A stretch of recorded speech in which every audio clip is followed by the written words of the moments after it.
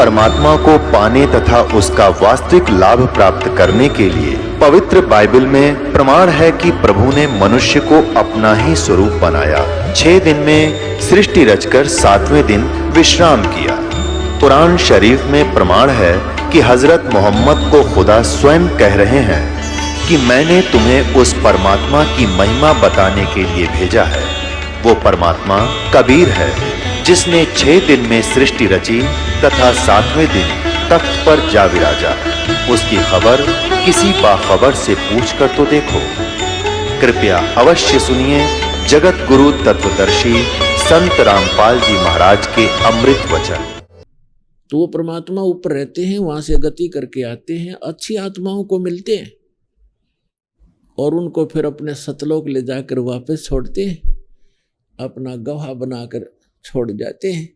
अब उन गवाहों ने, उन जो साक्षी बने परमात्मा के, जिनको भगवान मिले, उन्होंने और साथ में हमारे पवित्र सदग्रंथों ने, दोनों ने रिल मिलकर ये सिद्ध कर दिया कि परमात्मा कैसा है, कहाँ रहता है, उसका नाम क्या है, उसके पाने की विधि क्या है, मेथड कौन सा है जिससे हम परमात्मा प्राप्त कर सकते हैं। और जो सदग्रंथों में और जिनको परमात्मा मिले उन महापुरुषों के अनुभव की जो उनकी अपनी अमर वाणी है, एफिडेविट है, वो दोनों मेल खा जाते, फिर संशय नहीं रहेगा आपको कि हम जो कर रहे हैं वो ठीक है या गलत है, वो फिर स्पष्ट हो जाएगा। वो परमात्मा चारों युगों में आते हैं और वो स्वयं ही आकर अपना ज्ञान कराते हैं। अथर्ववेद कांड नंबर 4 अनुवाक नंबर 1 मंत्र 1 से 7 में ये सारी सृष्टि रचना कोड वर्डों में दे रखी है कि वो परमात्मा कबीर देव है, कबीर साहब है, और वो सभी ब्रह्म का भी, परब्रह्म का भी, और सभी ब्रह्मांडों का रचनहार है। और वो अपने द्वारा रची हुई सृष्टि को स्वयं ही ठीक ठीक बताता है। अन्य तो अटकलबाजी लगाते हैं, जैसे ब्रह्मा जी ने देवी पुराण में अटकलबाजी लगा रखी है।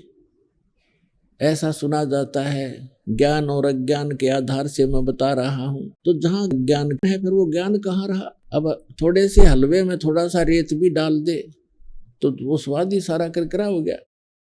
इस प्रकार वो परमात्मा स्वयं आते हैं और क्या बताते हैं, चारों युग में संत पुकारे, को के कहा हम हेल रे, हीरे माणिक मोती बरसे, ये जग चुगता ढेल रे।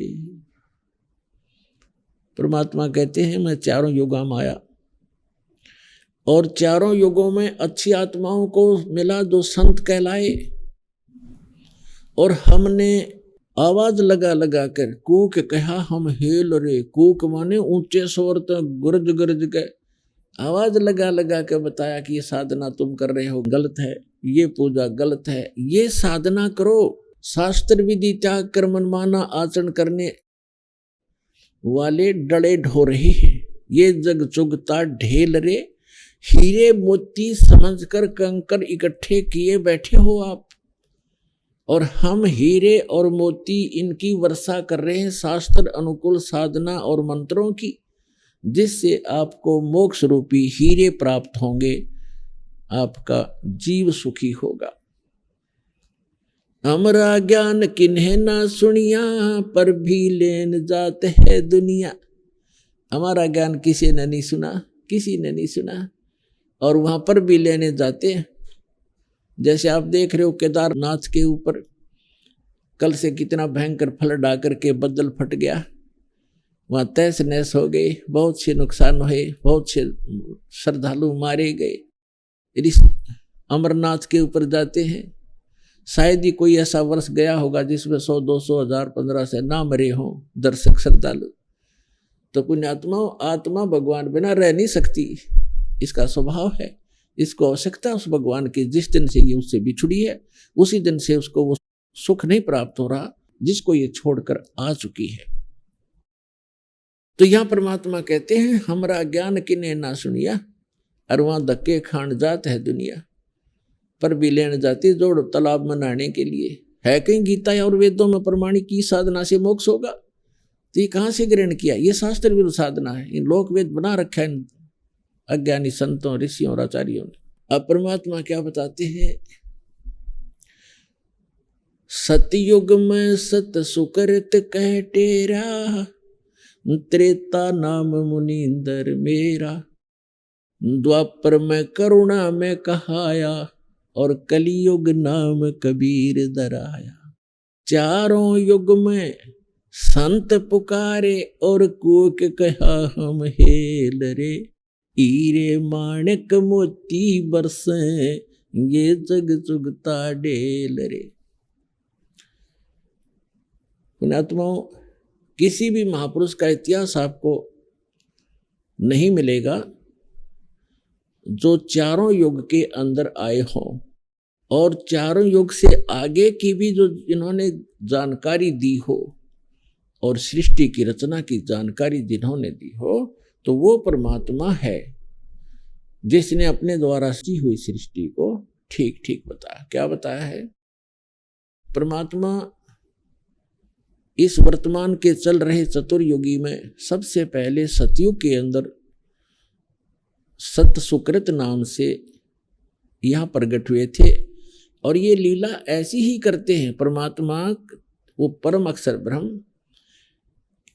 इनफैक्ट वास्तव में यदि कोई भगवान है, परमात्मा है, तो एक ही है।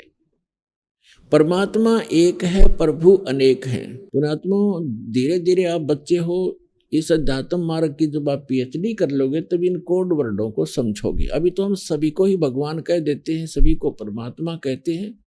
फिर आपको लास्ट में एक ही परमात्मा नजर आएगा, जैसे श्रीमद् भगवद गीता अध्याय नंबर 15 के श्लोक नंबर 16 और 17 में 3 पुरुष हैं, एक सरपुरुष, एक अक्षर पुरुष। सरपुरुष ये ब्रह्म है जिसके लोक में हम रह रहे हैं, ये काल है, ये 21 ब्रह्मांड का पुरुष है, 21 ब्रह्मांड का स्वामी है, 21 ब्रह्मांड का मालिक है, केवल 21 ब्रह्मांड का।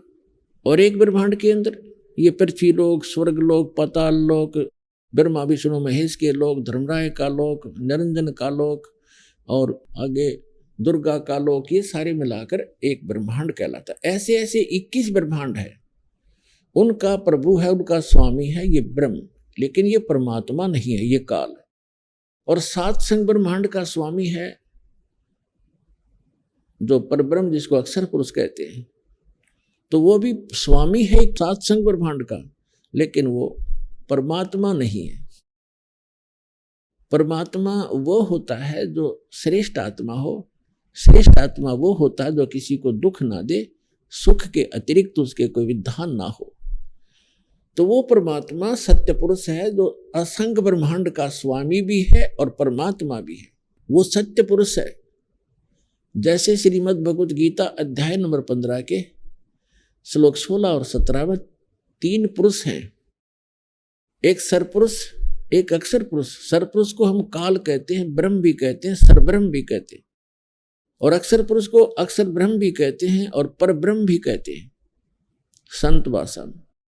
और तीसरा जो परमात्मा, उसे परम अक्षर ब्रह्म भी कहते हैं, उसे परम अक्षर पुरुष भी कहते हैं, और उसको परमेश्वर भी कहते हैं, सत्य पुरुष। सत्य माने अविनाशी, पुरुष माने प्रभु, परमात्मा। तो ये जो तीसरे नंबर का परमात्मा है, इसके विषय में गीता अध्याय नंबर 8 के श्लोक नंबर 1 में अर्जुन ने पूछा कि भगवान, आपने गीता अध्याय नंबर 7 के श्लोक नंबर 29 में कहा है कि तत्ब्रह्म को जानकर और सारे अध्यात्म से परिचित और सभी कर्मों से परिचित केवल साधक जरा और मरण से छूटने का ही प्रयत्न करता है, संसार की किसी वस्तु को वो नहीं चाहता। तो वो ऐसा वो तत्ब्रह्म है। तो 8वें अध्याय के प्रथम मंत्र में गीता जी में पूछा है, किम तत्ब्रह्म, वो तत्ब्रह्म क्या है, वो कौन है वो तत्ब्रह्म। तो गीता अध्याय नंबर 8 के श्लोक नंबर 3 में गीता ज्ञानदाता कहता है, वो परम अक्षर ब्रह्म है, वो सर्वशक्तिमान परमात्मा, परम अक्षर ब्रह्म, सबसे श्रेष्ठ। परम माने श्रेष्ठ, अक्षर माने अविनाशी, और ब्रह्म माने परमात्मा। अब जैसे अक्षर पुरुष कहा है परब्रह्म को भी, अक्षर माने अविनाशी, लेकिन यहाँ परम अक्षर पुरुष कहा है कि वो वास्तव में अविनाशी परमात्मा वो है, श्रेष्ठ, सबसे श्रेष्ठ। अब जैसे एक स्टील भी धातु है, काफी लंबे समय तक रह जाती है, जैसे एक मिट्टी से बना हो, एक स्टील से बना हो, तो उस मिट्टी वाले की तुलना में वो स्टील वाला स्थायी ज्यादा है, लेकिन उसका नाश होगा एक दिन, उसको जंग लगेगा। और वास्तव में सोना जो है उसको जंग नहीं लगता, तीसरा मटेरियल वो समझो। तो ऐसे वो परमात्मा परम अक्षर ब्रह्म है। तो गीता अध्याय नंबर 15 के श्लोक नंबर 16 और 17 का ये निष्कर्ष है कि इस पृथ्वी वाले लोक में, नाशवान लोकों में दो प्रभु प्रसिद्ध है, एक सरपुरुष एक अक्षर पुरुष। और इनके अंतर्गत जितने प्राणी हैं वो भी नाशवान है। जीवात्मा तो किसी की भी नहीं मरती, हो तो पशु पक्षियों की भी नहीं मरती, वो तो अलग विषय है।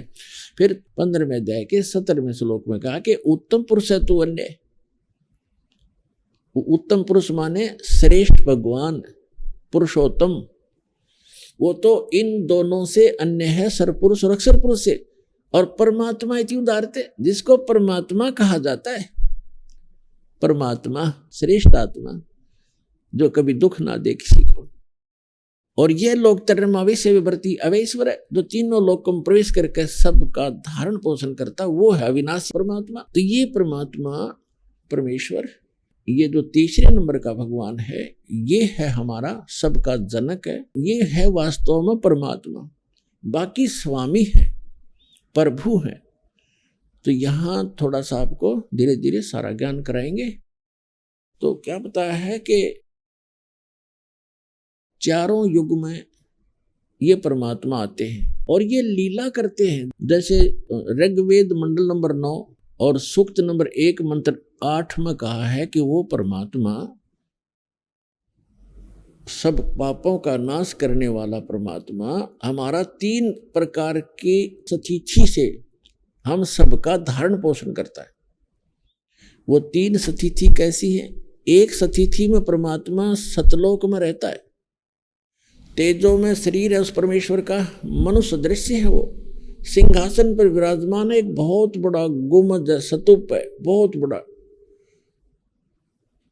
और वो बहुत सुंदर सफेद कलर का है, तेजो में है, उसके अंदर से भी नूर निकल रहा है। उसके बीच में सिंहासन पर परमात्मा विराजमान है, एक राजा के समान बैठे हैं, उनके सिर पे मुकुट है और ऊपर छत्र है, और उनके ऊपर चंवर अपने आप भी होता है जब इच्छा होती है, और बाकी वो रखा भी रहता है। वो है परमात्मा की प्रथम सतिथि। फिर वो भगवान, वो ही परमात्मा अपना अन्य रूप धारण करके अपने शरीर को सरल करके, क्योंकि वहां जो परमात्मा बैठे हैं परमेश्वर परम अक्षर ब्रह्म, उनके एक रोम में, एक रोमकूप कहो एक रोम कहो, रोम तो कहते हैं बाल को, रोमकूप जहां बाल उगता है, उस परमात्मा के एक रोम में, एक रोमकूप में समझो इतनी रोशनी है, करोड़ सूर्य मिला दे करोड़ चंद्रमा, वो भी फीकी पड़े। तो वो परमात्मा का ऐसा नूरी शरीर है, मनुष्य सदृश्य है, सिर पर मुकुट है, और वहां जाकर हंस सभी उस परमात्मा पर चंवर करते हैं, अपने मालिक पर। जो यहाँ से निकल कर जाता है सीधा भगवान के पास जाता है, चरणों में प्रणाम करते हैं, वो परमात्मा सीने से लगाते हैं प्रत्येक को, और फिर वहाँ चंवर करते हैं आदर से। फिर उसको कहता बेटा आराम से रहो, ये तुम्हारे बने बनाए महल वहाँ खाली पड़े थे, विश्राम करो, गलती बनी तुम्हारे से, कोई ना लौट आए। अब भी कहते सुबह का भूला शाम को आ जाए तो भूला नहीं कहलाता, और हम युगों से भूले पड़े यहाँ पर। तो वहां ये प्रथम स्थिति है। फिर परमात्मा अपने शरीर को हल्का रूप बना करके दूसरी सतिथि में, वो दूसरी सतिथि में क्या करते हैं, एक शिशु रूप धारण करते हैं, और प्रत्येक युग के अंदर प्रारंभ में एक सरोवर के अंदर कमल के फूल पर आकर नवजात शिशु का रूप धारण करके वो विराजमान हो जाते हैं। वो किसी माँ से जन्म नहीं लेते, और परमात्मा की सारी व्यवस्था होती है, तो वहां से कोई निसंतान दंपत्ति उन्हें उठा ले जाते हैं, और धीरे धीरे जैसे बच्चे की तरह परमात्मा अपनी लीला करते हैं। छोटी सी उम्र में ही 4-5 वर्ष की आयु में ही बड़े बड़े विद्वानों के छक्के छुड़ाने लग जाते हैं, और धीरे धीरे बड़े होते हैं और एक नेक नागरिक की भूमिका करते हैं। हाथ से काम करके कम से कम संग्रह करते हैं, झोंपड़ी में रहते। जैसे पहले तो वैसे तकरीबन ये महल वगैरह बहुत कम थे, झोंपड़ी ही डाला करते थे सभी। तो वो परमात्मा एक ऐसी लीला करते हैं कि भक्त को अधिक संग्रह करने की आवश्यकता नहीं है। भक्त वही होता है जो उस लोक की परंपराओं से हटकर आध्यात्मिक परंपराओं के आधार से अपना जीवन निर्वाह करे, उसके आधार से चले, वो भक्त कहलाता है। अन्यथा जैसे भक्ति मार्ग पर चलने वाले व्यक्ति कोई मार्ग पर चल रहा है, सफर यात्रा कर रहा है, तो वो कम से कम ही भार लेकर चल सकता है।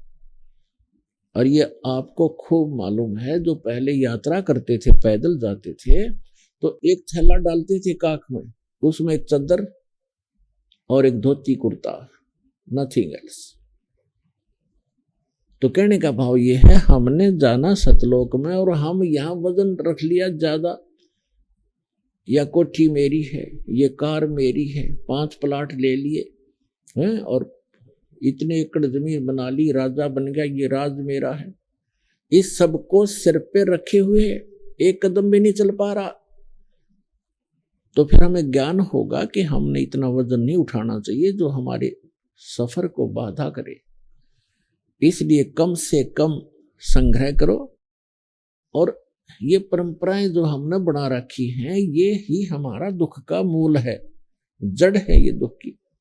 ब्याह शादी में लोग दिखावा ड्रामा करना, नाचना गाना, डीजे बजाना, कोई बात है ये? हमने बहुत से देखा, पहले दिन डीजे बजा रहे हैं, लड़के का विवाह है, धरती तोल रखी, अगले दिन वो दूल्हा ही मर जाता है दुर्घटना के अंदर। अब टक्कर मार कर रो रहे हो, अब बजाओ डीजे। तो ऐसे गंदे लोक में, और हम ये ऐसी परंपराएं बनाकर अपना जीवन नाश कर रहे हैं।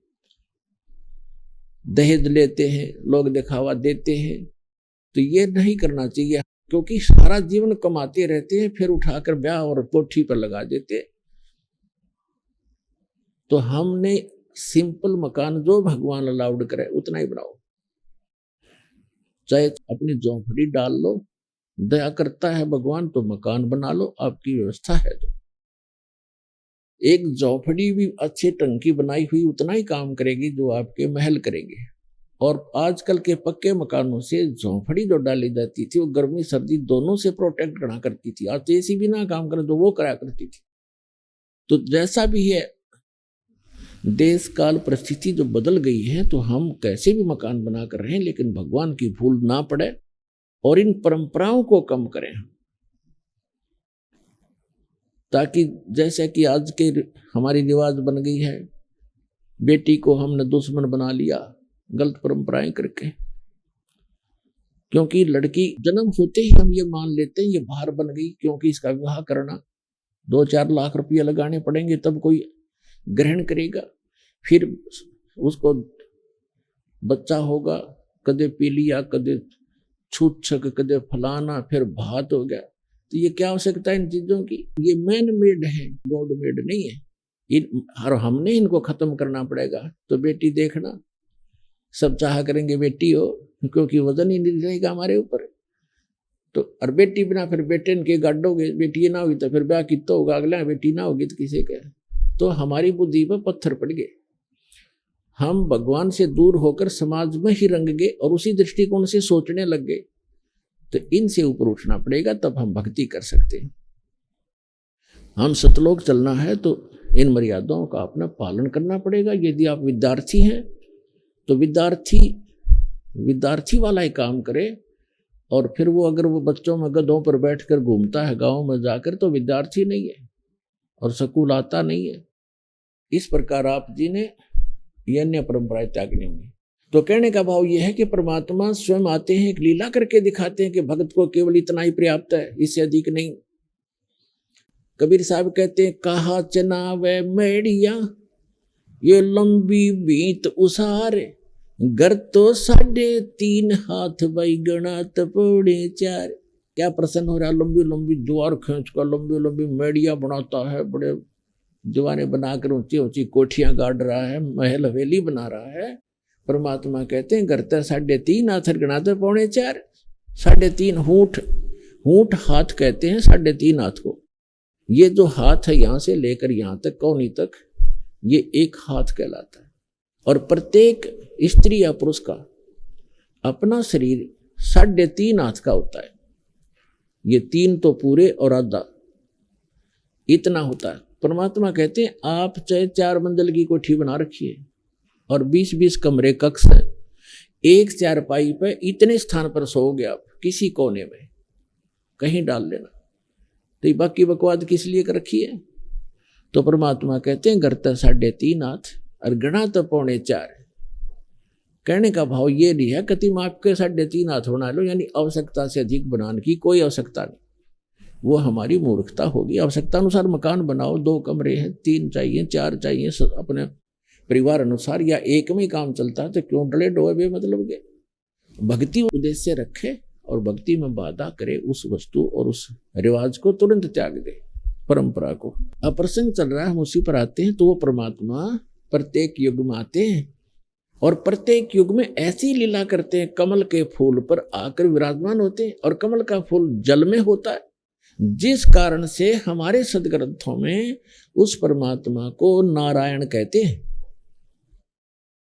नारायण का अर्थ है, नार माने जल, आयन माने उस पर आकर विराजमान होने वाला नारायण। हम श्री विष्णु जी को नारायण मानते हैं, ये भी नारायण हैं, जितने सतर के ये नारायण हैं। ये भी शेष नाग पर लेट गए तो नारायण हो गए। हम शंकर भगवान को भी नारायण मानते हैं, वो भी भगवान है, लेकिन वास्तव में नारायण जो है ये परमात्मा है, जिसके लिए वेद और ग्रंथ हमारे नारायण बोलते हैं। तो वहां से ये निसंतान दंपति उठा ले जाते हैं। तो सतयुग में परमात्मा जब आए, एक विद्याधर नाम के ब्राह्मण थे और दीपिका नाम की उनकी पत्नी धर्मपत्नी थी।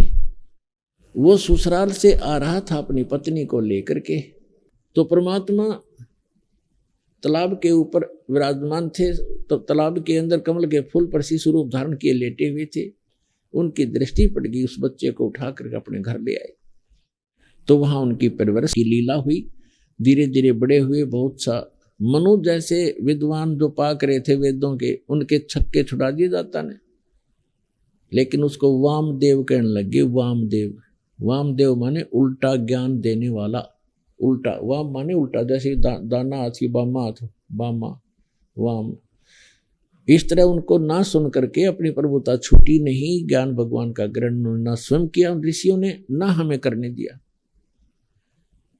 फिर अगले जन्म में परमात्मा की दया हुई, वही आत्माएं जो विद्याधर और दीपिका वाली आत्माएं त्रेता के अंदर एक वेद विद ब्राह्मण नाम का ब्राह्मण हुआ और सूर्या नाम की उसकी पत्नी का संयोग हुआ। वो वही आत्मा थी जो सतयुग में थे। और इसी प्रकार परमात्मा उनको त्रेता में भी ऐसे ही कमल के फूल पर मिले। वो उस समय भी निसंतान थे अपने आत्मा। अब आप देखते हो परमात्मा कहते हैं, जो जन मेरी शरण है ताका हूं मैं दास, और गैल गैल लाग्या फिरूं जब तक धरती आकाश। जो बच्छा गऊ की नजर में यूं साईं को संत, भक्तों के पीछे फिरे वो भक्त वत्सल भगवंत। अब ये तो हम 4 युगों की कथा सुना रहे हैं, तो बहुत युगों से हम भटक रहे हैं। तो पिछले संस्कार से ही परमात्मा इन पुण्यात्माओं के साथ लगे हुए थे। इस विद्याधर और दीपिका वाली आत्मा को ये संतान भी दे सकते थे पुण्यात्माओं।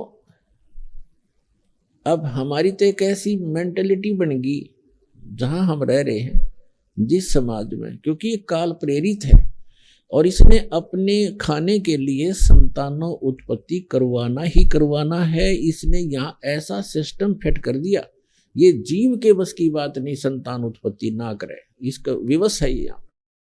और फिर परमात्मा ने क्या किया कि उनको संतान नहीं दी। क्यों नहीं दी?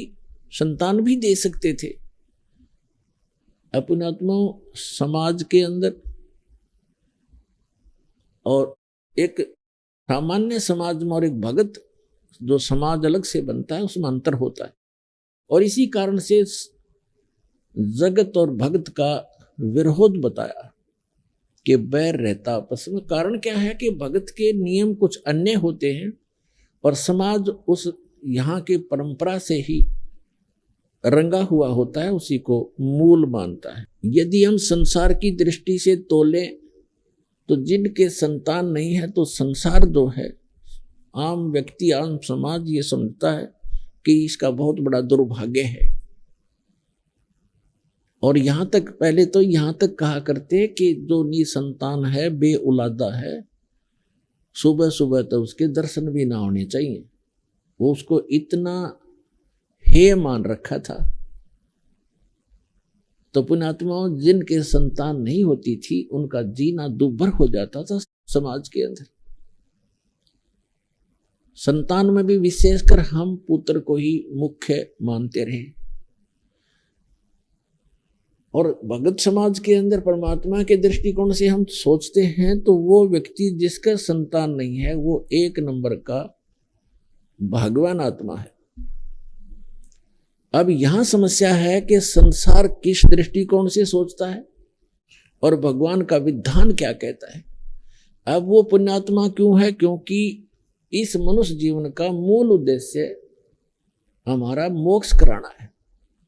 और यदि उस निसंतान दंपति को ये ज्ञान समझ में आ जाए और वो समाज की तरफ ना देखकर बहुत आसानी से भक्ति करके पीछा छुड़ा सकता है। अब ठीक है, संतान होना बुरा नहीं बताया भगवान ने, लेकिन जो संतान भगवान से नहीं जुड़ेंगी वो आपको सदा दुखी ही करेंगी, क्योंकि उनके जो बुरे संस्कार साथ होंगे, आगे उनके संस्कारों में परिवर्तन भगवान करेगा नहीं, क्योंकि वो जुड़े नहीं।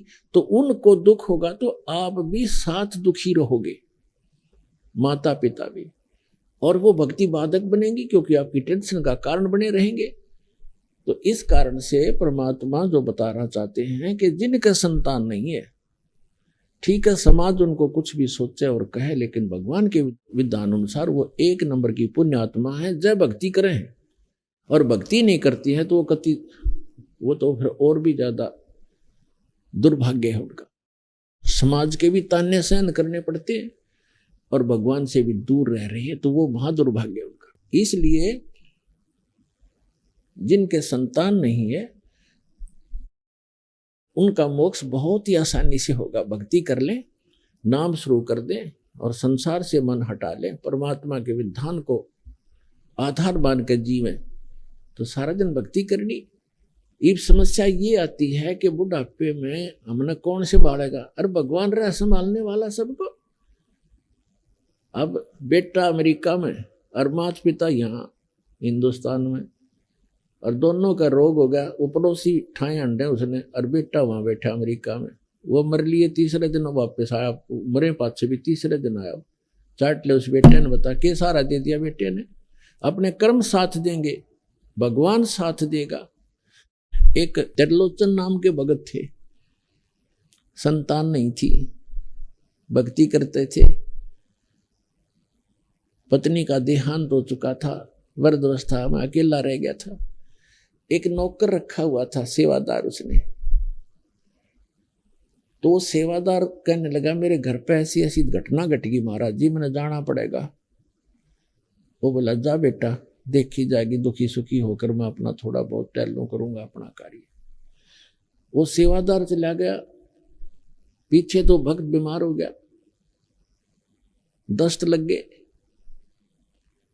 अब वो सीमा से निकला होगा, तभी भगवान उस सेवक का रूप बनाकर उस भक्त के घर पे आ गया। उसने पूछा, क्या बात होगी बेटा, कैसे वापस आ गए तुम? कि महाराज जी मेरा मन नहीं माना, आप न छोड़ के जाऊं, आप तो वृद्ध हो, बीमार से हो, कुछ अस्वस्थ भी चल रहे हो, कुछ दिन के बाद चला जाऊंगा जब आप स्वस्थ हो जाओगे। तो उसने कहा, धन्य है बेटा आपको, आपने ऐसी सोच रखी। अब उसकी टट्टी उठा कर वहां से बाहर डाल के आए भगवान उस सेवक के रूप में, और 1 महीना तक उनकी सेवा करी। स्वस्थ रहोगे और खूब नहावें धोहावें, अच्छा बैठावें और परमात्मा की कथा सुने और सुनावें। अब फिर क्या हुआ, 1 महीने के बाद वो सेवक वापस आया और आके उसने पोटली रखी, जो भी लाया था रास्ते में, वहां से आया था, उसी से में भगवान वहां से निकल गए।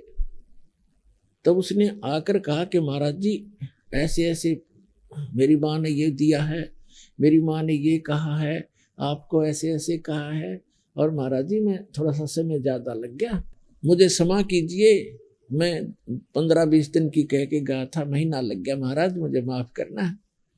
अब वो महात्मा उसके मुंह तरफ देखा, भगत उसके मुख की तरफ देख रहा है, बात क्या बोल रहे हो आप क्या कह रहे हो, ये पोटली कहाँ से ले आए, ये सामान कहाँ से लाए हो, ये क्या? उसने बताया जी मैं घर से आया हूँ अपने वहां से। अब काफी देर में समझ में वृद्ध का, अरे तू अपने घर से आया है? कि हाँ जी मैं तो आज आया हूँ, उस दिन का गया हुआ।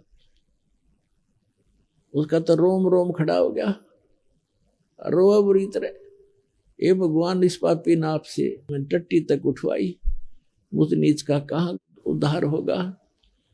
तो पुण्यात्माओं परमात्मा कहते हैं तुम अब जो तुम्हारा सच्चा साथी है, तुमेव माता च पिता, तुमेव बंधु च सखा, तुमेव विद्या च द्रविण, तुमेव सर्व मम देव देव, उसको भूल के हम इन अन्य पर आश्रय रख लेते हैं, इसलिए हम भगवान से दूर होते चले जाते हैं। तो यहाँ गरीबदास साहिब जी ने कहा है कि त्रिलोचन के भय भरतिया माने नौकरे, ऐसी भक्ति कमावे, ऐसी भक्ति करे, भगवान साथ रहेगा आपके। तो इस प्रकार अब जैसे जिन बहन भाइयों के, विशेषकर इंसान तो थोड़ा बहुत सोच समझ भी लेता है, लेकिन बहनों का दिल नहीं डटता जिनका संतान नहीं होती, क्योंकि उसको समाज नहीं जीने देता। घर जाते हैं, घर वाले कुछ दिन चुप रहते हैं तो कोई पड़ोसी आ जाएगा, आओगा कोई काम और पूछेगा न्यू बहू का कि मैं होया नहीं बालक बोलक। अब वह के कहेगी सासू अक ना कुछ ना होया, कई साल हो गए ब्याह ने, एक जातक तो चाहिए था बता, और देख लो कोई दूसरा ब्याह करवा लो। अब उस बेटी के और समस्या पैदा कर दी कि एक और ये भी ब्याह करवाएंगे, यानी उसके भूल पड़े तो कोई और आकर के रिश्तेदार आकर कहेगा। कहने का भाव ये है कि जब तक ज्ञान नहीं प्राणी को तो जीना हराम कर देते हैं।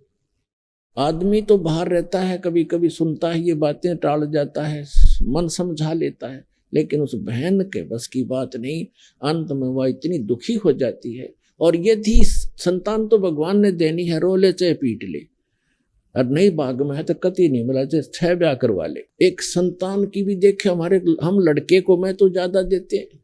दास जूनियर इंजीनियर था, सेवा करता था जब नौकरी इसमें हरियाणा गवर्नमेंट की जूनियर इंजीनियर की, तो उस समय एक कॉन्ट्रैक्टर था ठेकेदार, वो उस समय लगभग 55 वर्ष की आयु थी उस आदमी की, 55 से भी ऊपर होगा, और उसके 4 लड़कियां थी, लड़का कोई नहीं था, और चारों लड़कियों का विवाह कर रखा, दोतियाला हो रहा, पुत्र नहीं। तो उसकी पत्नी को किसी ने कह दिया कि तू अपनी बहन का ब्याह करवा दे, इसका पुत्र हो जाएगा। उसने अपनी छोटी बहन से उसका विवाह करवा दिया। उसके कट्ठिए 2 छोरी हुई, 2 लड़की हुई कट्ठिए जुड़वा। वो खुद बताओ था, ने बोला जी भाग बिना ना मिला कदी, मैंने तो उसका जब ऑपरेशन करवा दिया, फैमिली प्लानिंग का पीछा छुटवा हो रहा ब्याह हो, तो भाग में है नहीं तो क्यों पंगे में पांच दे भाई, ये मतलब दुखी वो यहाँ पर जो काम करने का उसको भूल गए। और यदि वो बहन जिसके संतान नहीं हो रही है तो वो अनंत समय में इसी तमन्ना में मर जाती है तरफ के अंदर। और इस काल का इतना गंदा विधान है, अगले जन्म में उसको कुतिया बनाता है। अगले तो संतान ना हुई इसलिए तड़पती हुई मरी है, अभी कट्ठिए 8 पैदा कर ले और पेटा भर ले अपना माँ बनकर, अगले जन्म में सूरी बना देगा, अगले 12 इकट्ठे पैदा कर ले टिंडे। तो पुण्यात्माओं इस ज्ञान को आधार बना कर जीवो तब जिया जाएगा इस गंदे लोक में। तो परमात्मा का कहने का भाव ये है कि परमात्मा ने उस विद्याधर और दीपिका को संतान नहीं दी स्वयं आगे, वो हमें लादना नहीं चाहते, हमारा वजन कम करना चाहते, और हम आदत बन गई है और हम लद कर ही ठीक चलते हैं। जैसे गधा खाली छोड़ दे कूदता चलेगा, और उस पर डायमंड का बोरा धर दे कति सेट होकर चलेगा सीधा, तो हमारी आदत बन गई। हमारे ऊपर ना इतने चारों तरफ से वजन होले, हम सेट नहीं हो सकते। लेकिन जब ज्ञान हमें हो जाएगा, फिर हमको लाद दो चाहे मत ला दो, हम सीधा चलेंगे, हम हंस हो जाएंगे। और यदि आपको संतान है, आपका संस्कार है, आपका कोई कर्जा है, लेना देना, जैसे एक समय ये सुखदेव ऋषि थे, परमात्मा अपने सूक्ष्म वेद में हमें ज्ञान देते हैं। सुखदेव ने 84 भुगती बना पजावे खरवो, तेरी क्या बुनियाद पुरानी, तू पेंडा पंथ पकड़वो। सुखदेव ने 84 भुगती बना पजावे खरवो। सुखदेव ऋषि हुए हैं और वो 84 लाख योनियों में कष्ट उठाता हुआ गधे की योनि भी उसने भोगा। और गधा जो है, कुम्हार विशेषकर प्रयोग करते हैं गधों को, और पहले पुजावा लगाया करते, जिसको किलन बोलते थे, पुजावे में ईंटें पकाया करते थे। तो गधा वहां ईंटों को नीचे से कच्ची ईंटें ले जाता और पुजावे के ऊपर 30-30, 20-20 फुट ऊंचा हो जाता था। राख वहीं रख देते थे उपलों की, उसके ऊपर ही लगा लेते थे कुम्हार, उस राख को इधर उधर नहीं ले जाते थे। तो 30-40 फुट ऊपर ले जाता, वहां से पक्की तुरंत लाद देते, उसके बोरे पर नीचे छोड़कर जाता, कमर टूट जाती, और फिर आहार करने के लिए जंगल में जाता है वो गधा। तो परमात्मा कहते हैं सुखदेव ने 84 भुगती बना पजावे खर, खर माने गधा, बना पजावे खर वो, और तेरी क्या बुनियाद पुरानी, तू पेंडा पंथ पकड़े वो। तेरी क्या औकात है भले आदमी, तू वो साधना पकड़, वो पेंडा माने मार्ग, वो साधना कर जिससे तेरा यु जन्म और मरण 84 लाख योनियों का झंझट छूट जाए। जब सुखदेव ऋषि का जन्म हुआ, ये 12 वर्ष माँ के गर्भ में रहे, और माँ के गर्भ में 3 महीने के बाद बच्चे को, वैसे तो 2 महीने के बाद बच्चा गर्भ में बॉडी में प्रवेश होता है, उस 3 महीना का होने के बाद उसको अपनी सारी जानकारी चेतना होती है। मैं कौन था, कहाँ था, क्या क्या दुख मैंने भोगे, अब मेरा उद्देश्य क्या है, कितने अच्छे संस्कारों से मुझे मनुष्य जीवन मिला है। तो उस समय वो यही सोचता है किसी प्रकार एक बार मैं इस गर्भ से बाहर जाऊं, और जो ही समझने योग्य होऊंगा भगवान की भक्ति करूंगा, परम संत की खोज करूंगा और सतभक्ति किया करूंगा, यहाँ का कोई संसार का सुख में संग्रह नहीं करूंगा, सुख संपत्ति। लेकिन बाहर आते ही ये तीनों गुण, रजगुण ब्रह्मा सतगुण विष्णु तम गुण शिव जी का जो प्रभाव है, ये इसको अचेत कर देता है। कोई चेतना पूर्व जन्म की नहीं रहती, एकाध को रह जाती है, वो थोड़ी बहुत अधूरी सुधूरी सी होती है। तो क्या हुआ, सुखदेव ऋषि जब माँ की गर्भ से बाहर आए, 12 वर्ष की अंदर ही हो गए थे, लेकिन माँ के गर्भ से बाहर निकलते ही वो 12 वर्ष की आयु एकदम ग्रहण कर गए। इतना शरीर बॉडी बन गया उसको, अंदर इतना नहीं था, बाहर आते ही एकदम उस सथर का हो गया। तो व्यास जी उसके पिता थे। व्यास जी ने इंतजार किया था कि पुत्र होगा, क्योंकि वो ऋषि थे, उनको मालूम था कि गर्भ में पुत्र है, आशा लगा रखी थी। तो उठकर चल पड़ा। सुखदेव ऋषि अपने माता पिता की ओर देखा भी नहीं। तो व्यास जी ने, वेद व्यास जी ने कहा कि बेटा सुखदेव, मुझे तेरे दर्शन तक कर लो, तेरी शकल तक देख लो, मैंने 12 वर्ष इंतजार किया तेरा। तो वो पीछे नहीं मुड़कर देखता है और चलते चलते कहता है कि ऋषि जी, ना जाने कितनी बार आप मेरे पिता बने हो और ना जाने कितनी बार मैं तेरा पिता बना हूं। ये तो बुरा झंझट है, अब क्या मैं अपना पीछा छुटवाऊंगा, मुश्किल से मानव शरीर प्राप्त हुआ है। तो वहां सुखदेव ऋषि ने कहा है, एक लेवा एक देवा दूतम, और कोई किसी का पिता नहीं पूतम। ये तो ऋण संबंध जुड़ा एक ठाठा, अंश में सब 12 बाटा। एक लेवा एक देवा दूतम, आपका कोई लेन देन उलझा हुआ एक दूसरे के साथ। तो एक लेने वाला है, एक देने वाला है। जैसे आप देखते हो, पिता सारी उम्र कमाता है, खूब मेहनत करता है, पैसे इकट्ठे करता है, पुत्र ऐसा निकम्मा पैदा हो जाता है, वो उस पैसे को खर्च करता है, शराब पीता है, काम का हाथ नहीं लगाता।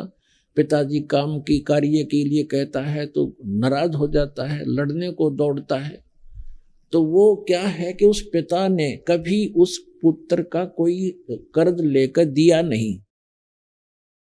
उसका कोई पैसा मार रखा उसने, वो लेगा अपना पूरा करेगा। और कई ऐसे देखे हैं जैसे लड़की का विवाह कर दिया, खूब शान शौकत में पैसे खूब दान कर दिए, करते ही हैं जैसे करते रहे हैं, और फिर 6 महीने के बाद पुत्री की मृत्यु होगी तो वो दामाद बनकर आया था, वो पिछले जन्म का मांगा था, उसका उधार थी, वो देना पड़ा उसने। तो पुण्यात्माओं, यहाँ इस बात को आप पक्की समझ लेना, ये कोई डूम बाट के गीत नहीं है और कोई स्वार्थवश कोई कथा सुनाई नहीं जा रही है। ये परमार्थ है और यथार्थ ज्ञान है, ये गॉड गिवन स्पिरिचुअल नॉलेज है। इस पर 100% विश्वास करना। और जो भी आपका लेन देन है, कर्ज है, अब जैसे हम अपने तरफ से किसी का कर्ज उतारने की चेष्टा करते हैं तो वो अपने हिसाब से उतरे तो उतरे, ना भी उतरे। और जब हम समर्थ की शरण, कोई सेठ की शरण ले लें और उसको हम अपना दुखड़ा रोते हैं तो वो उसको कहता भी ठीक है, या मजदूरी कर मेरा, और जिसका कर्जा तू दे दे, ले पैसे दे। जहाँ 20 का कर्जा था उसे एक ने तार दिया और उसे एक का रह गया, और वहाँ तनख्वाह भी अधिक दे रहा है, तो जल्दी मेरे से भी क्लियर हो जाएगा। तो हम इस परमपिता की शरण माने के बाद आपका लेन देन जो भी है वो आपका शीघ्र सुलट जाएगा। अब जैसे आजकल पॉलिसी चल रही है, बहुत से राज्यों में सब्सिडी दे देते हैं 80%, 40-60%। जैसे लोन आपका कर्जा है 1 लाख रुपया, 60,000 माफ कर दिए, 40 रह गया। और कुछ ऐसे भी अच्छे राजा होते हैं जो अपनी प्रजा का कर्जा ही माफ कर देते हैं कि आगे तुम ठीक चलियो और पिछला कर्जा माफ, तो हो गया ऋण मुक्त। तो इसी प्रकार ये समर्थ परमात्मा कबीर जी आपके पिछले जो लेन देन सबको माफ कर देगा। और आपके जो पुत्र पुत्री आए हैं, पिता बनकर आए हैं, पत्नी बनकर आए हैं, बेटा बेटी बनकर आए हैं, उनके संस्कारों के जो कर्जे हैं वो मालिक माफ करके कैंसिल कर देगा, और उनको भी धनी करेगा भक्ति का, उनका भी पूरा अकाउंट कर देगा और आपको बहुत आसानी से छोड़ जा देगा। तो यहाँ परमात्मा कहते हैं, एक लेवा एक देवा दूतम, और कोई किसी का पिता नहीं पूतम, ये ऋण संबंध जुड़ा एक ठाठा, अंत में सब 12 बाटा।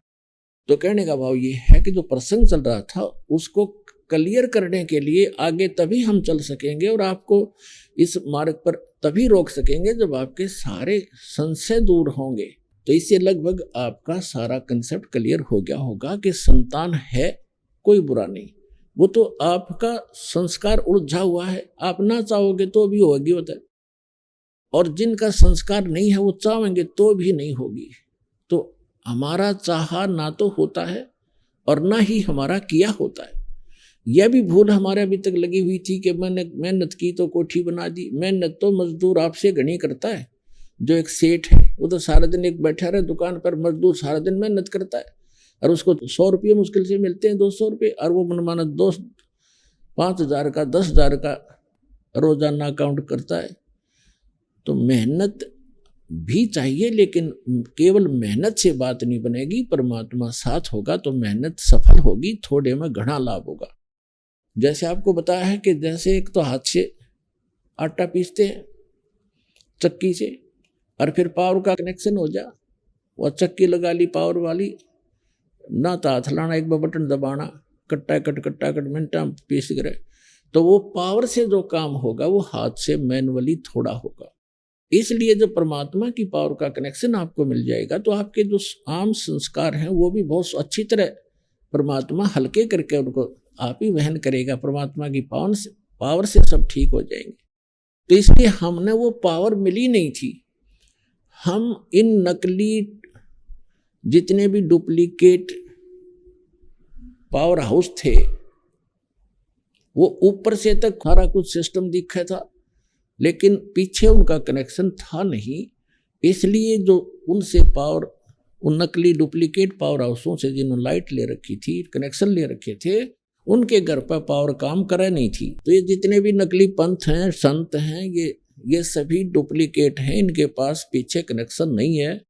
उदाहरण के तौर पर जैसे ये राधा स्वामी पंथ आगरा से चला है, उसी से ब्यास में, उसी से धन धन सतगुरु सच्चा सौदा सिरसा में, उसी से जय गुरुदेव पंथ, उसी से जनोद के अंदर एक भिवानी वाला ताराचंद पंथ, उसी से ये ठाकुर जी महाराज, ये सारे उसी से चले हैं।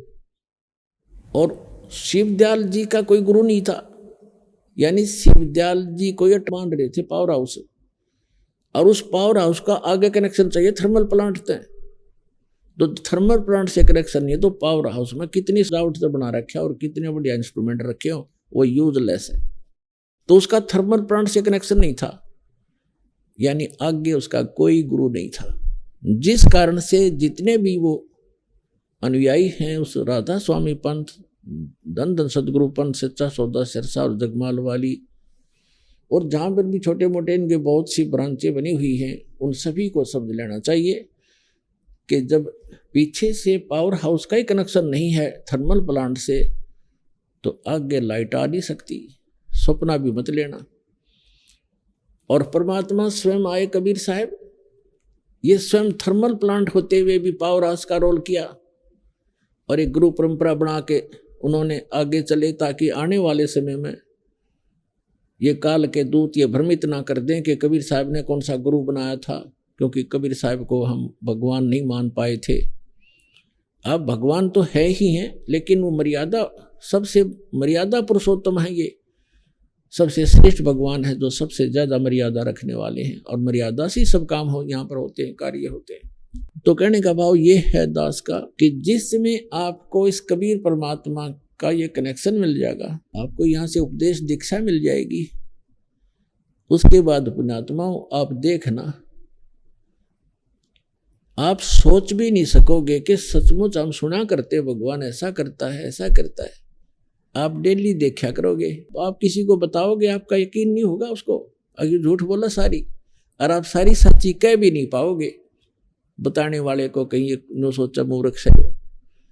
आपको इतना सुख देगा यो कबीर भगवान, ये सत्कर मान लो। अब आपको इस परमात्मा का लाभ शीघ्र से नहीं मिल पा रहा। कुछ एक तो ऐसे होते हैं, नाम लेकर जाते हैं, दूसरे या तीसरी बार आकर बताते हैं जी मुझे ऐसा लाभ हो गया, ऐसा सुख हो गया, और दूसरे भक्त अभी लग रहे हैं, वो उनको राहत नहीं मिल पा रही। इसके दो कारण होते हैं।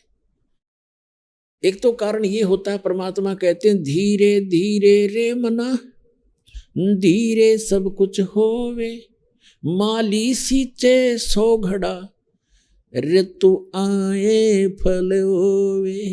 धीरे धीरे रे मना, और धीरे सब कुछ हो, माली सींचे सो घड़ा, और समय आने पर फल हो। जैसे एक आम का पेड़ लगाया किसी माली, जैसे पौधे लगाते थे बाग में, उसी से आपको समझाना चाहते हैं परमेश्वर कबीर जी कि हे मन, अब धीरे धीरे सारे काम होंगे। जैसे एक माली पौधा लगाता है, छोटा सा पौधा होता आम का, उसमें सैकड़ों घड़े पानी के डालता है, यानी 10 वर्ष 5 वर्ष, आजकल थोड़े जल्दी हो जाते हैं, 4-5 वर्ष लगा लो, तो पहले 10 वर्ष, लगभग 10-12 वर्ष के बाद आम का फल, पेड़ बड़ा होता था और फिर फल से लदपद हो जाता था, इतना फल लगता था, आप भी खा लेते थे, अचार भी डाल लेते थे, पड़ोसी भी, साथ वाले भी, मोहल्ले वाले भी तोड़ ले जाते थे, रिश्तेदारों को भी रखा करते गठड़ी बांध के, तो भी समाप्त नहीं होते। तो परमात्मा कहते हैं इस भक्ति रूपी आम के पौधे को अब बोया है आपने, बीज बोया है, नाम लिया, इसको समय दो थोड़ा सा, इसको होने दे प्रफुल्लित, बड़ा होने दो, और फिर देखना इतना सुख दे देगा ये भगवान का मार्ग कि आप सोच भी नहीं सकोगे, इतना सुख दे देगा। अब दूसरा कारण बताते हैं। दूसरा कारण ये बताते हैं कि जैसे एक तो तुरंत आराम हो गया, और एक को महीना, 2 महीने, 6 महीने, वर्ष भी लग जाता है, लेकिन होगा गारंटीड, ये सत्कर मान लेना।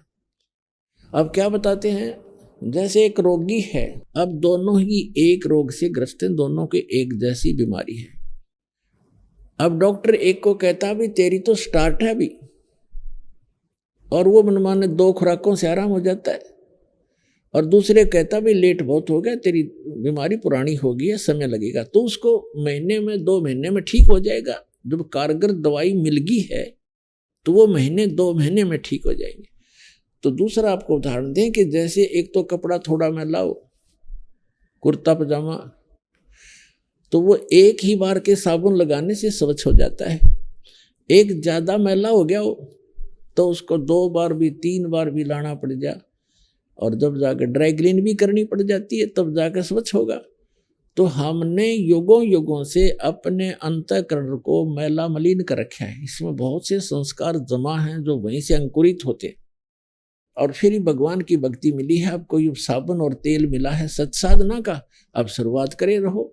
किसी का तो एक ही बार में ठीक हो जाएगा, किसी का फिर कुछ समय के उपरांत होगा अवश्य।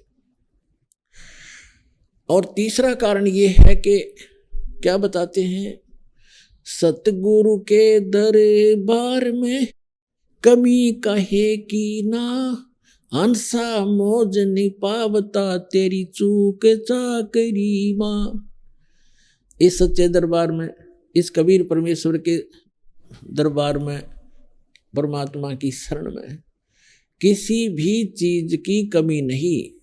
इस कबीर परमात्मा के शब्दकोश में, डिक्शनरी में इम्पॉसिबल वर्ड नहीं है। ये वो समर्थ परमात्मा है।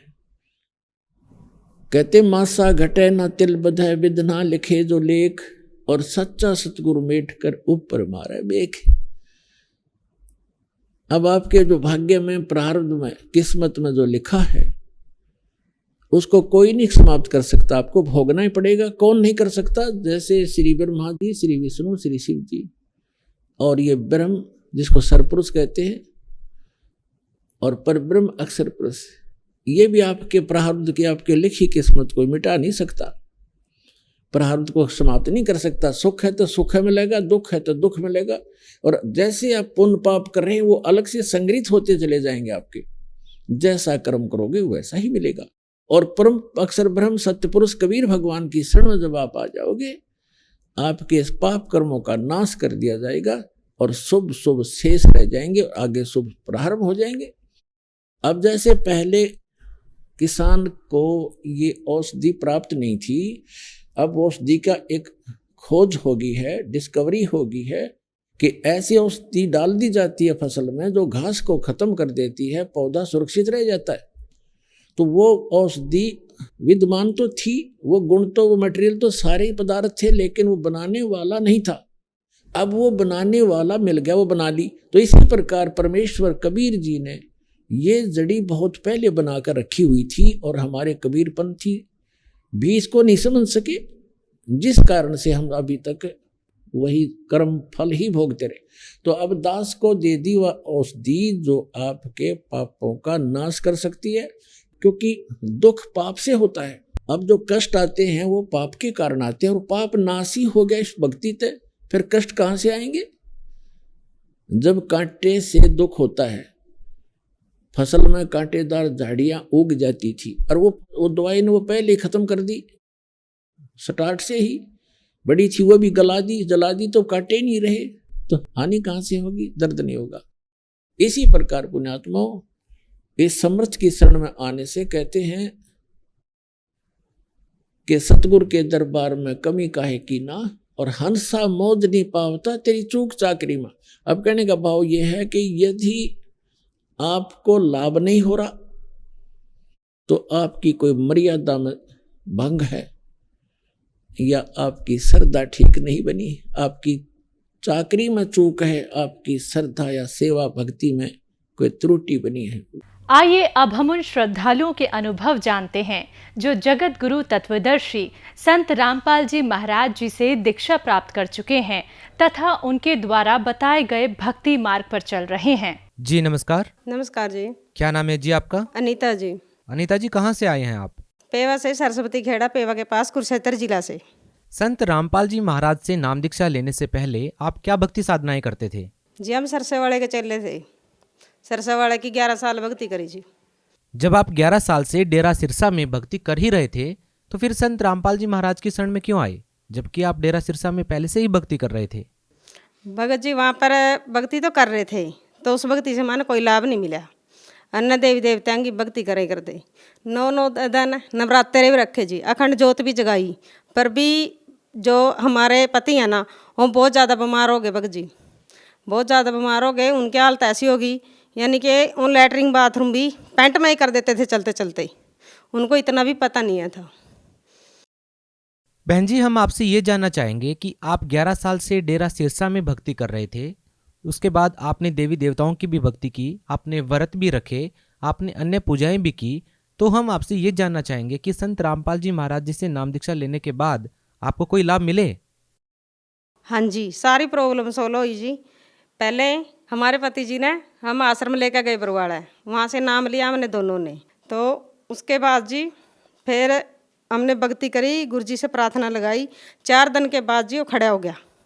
4 दिन के बाद उठा तो आप नशे में चल गया। इतनी इतनी गोली जी नशे की एक साथ खाजे करता, पानी तक नहीं पीवे था। तो आज उन्हें सब नशे छोड़ दिए। तो फिर उसके बाद हमारे घर पे मकान बना रहे थे हम 2020 में।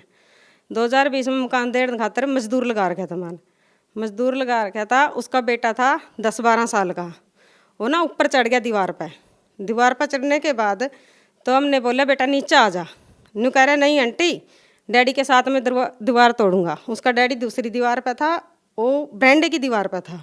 जैसे बरांडे के ऊपर स्लेब डाल रखी थी, बरांडे के लेंटर पे स्लेब डाल रखी थी, उसके 4-5 अर्दे रह रहे थे। एकदम स्लेब खिसक गई भगत जी, इतनी किस रह गई, बस पूरी खिसक गई, इतनी स्लेब बची।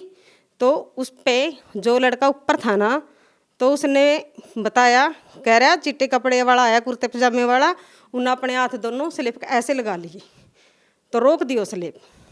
तो ये दया परमात्मा की, संत रामपाल जी की हुई जी मर पे।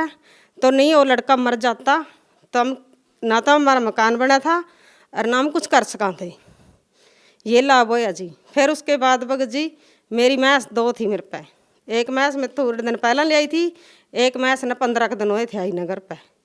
तो उन 2 मैसा ने कोई जहरीली चीज़ खा ली। जहरीली चीज़ खाने के बाद वो मैसा दोनों बीमार होगी, ना घास खावे ना पानी पीवे, यानी कि दूध भी ना देवें। जो खावेंगी दूध भी कहाँ से देंगे जी। फिर उसके बाद दोनों मैस बीमार होगी। डॉक्टरों की टीम आई कर दी हमारे घर पे, गड्डी में आते थे डॉक्टर, यानी कि 3-3 4-4 डॉक्टर रोज आते थे। ग्लूकोस भी लगाते थे मैसों के, और टीके का तो घाटा ही नहीं। तो 105 बुखार और 104 बुखार दोनों मैसों का, नीचे नहीं हो रहा था। फिर उसके बाद उन्होंने नहीं राम होया मैसा का।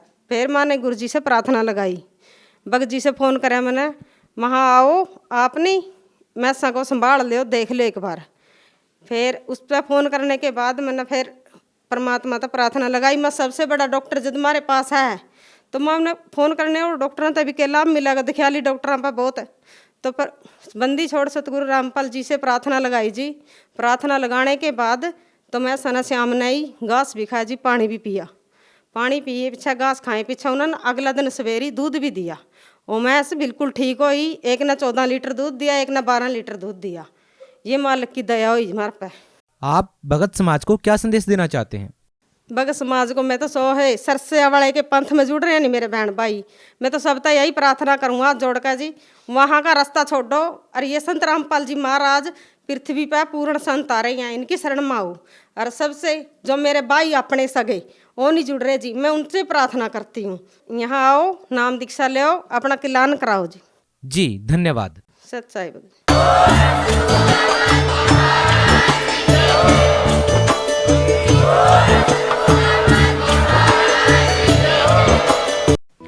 आप सुन रहे थे जगत गुरु तत्वदर्शी संत रामपाल जी महाराज के मंगल प्रवचन। अधिक जानकारी के लिए संपर्क करें